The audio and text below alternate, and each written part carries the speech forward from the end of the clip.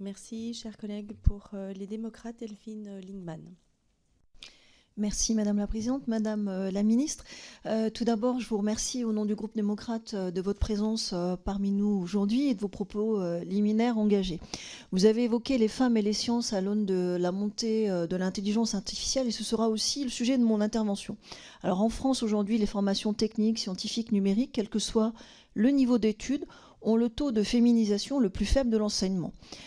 Seul un tiers des lycéens, l'enseignement primaire et secondaire et supérieur, seul un tiers des lycéennes en terminale ont les maths pour spécialité. En France, aujourd'hui, seulement 24% des ingénieurs sont des femmes.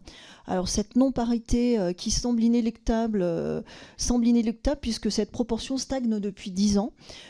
Comme je le constate au sein des promotions de l'école d'ingénieurs où j'enseigne. Ce manque de représentation des femmes dans les domaines scientifiques a de nombreuses origines.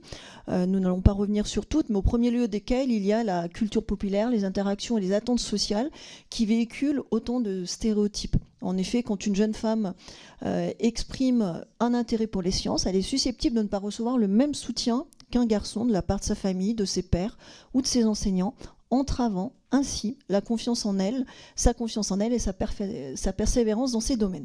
Alors des leviers sont disponibles, des réponses peuvent être apportées aux interfaces de plusieurs ministères, l'éducation nationale, l'enseignement supérieur et la recherche, l'industrie et le vôtre. Aussi, pourriez-vous, s'il vous plaît, nous préciser les mesures interministérielles que vous prévoyez de mettre en place pour encourager ces jeunes filles à poursuivre des études et des carrières dans les domaines techniques, scientifiques et numériques. Je vous remercie. Sur la question de la mixité des métiers, de la question de l'égalité professionnelle, de la lutte contre tous les stéréotypes de genre, notre enjeu, c'est évidemment de continuer à lutter à la racine. Et on le voit bien sur les représentations. Ça rejoint aussi la question de la députée Lingemann sur les mathématiques. L'étude très récente, elle a démontré quoi? Que le décrochage en mathématiques des filles, c'est pas les jeunes filles, c'est les petites filles. C'est entre le CP et le CE1 que le décrochage est le plus puissant. Pourquoi ? Ça veut dire qu'on a un sujet de formation de nos enseignants. Ça veut dire qu'on continue, parfois avec des biais qu'on ignore soi-même en vérité et qu'on continue à répéter, parce que ce sont des représentations qui sont très ancrées et qui font que ne vous adressez pas de la même manière à une petite fille ou un petit garçon, que vous n'espérez pas la même chose en termes de comportement d'une petite fille et d'un petit garçon. Mais résultat, on a quand même ce décrochage très significatif, non pas au collège ou au lycée, mais dès le CP-CE1. Donc ça veut bien dire qu'il faut lutter dès la racine contre les stéréotypes. Ça veut dire aussi qu'il faut œuvrer pour plus de mixité. Moi, je crois beaucoup à ça. Comment on arrive à construire des imaginaires pour nos enfants dans les deux sens. Pas juste dire à des petites filles, vous pouvez devenir ingénieur, dire aussi à des petits garçons que dans des métiers où les femmes sont surreprésentées, ce ne sont pas des métiers qui, par principe, doivent être des métiers féminins. Les métiers du lien, les métiers du soin, les métiers de l'accompagnement ne sont pas par essence des métiers féminins. Je ne crois pas qu'il y ait des défauts ou des qualités intrinsèquement masculins ou féminins. Pareil pour les métiers, c'est des représentations par contre qui sont évidemment très ancrées et c'est ça évidemment qui est toujours le plus difficile à faire bouger.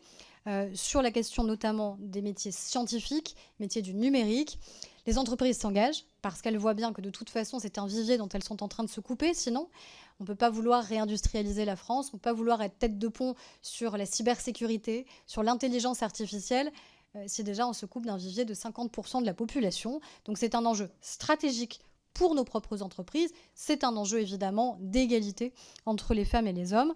Et je veux le dire parce que j'ai reçu une enquête, je vous invite à regarder, qui est une enquête qui est faite tous les ans par GenderScan sur ces questions spécifiques. Et c'est là où on voit aussi que l'argument qui est un peu trop répété de l'autocensure a un peu bon dos, je trouve. C'est-à-dire que souvent on dit les femmes s'autocensurent, c'est elles qui ne veulent pas aller dans ces carrières scientifiques, techniques ou numériques. En vérité, c'est un peu plus complexe que ça.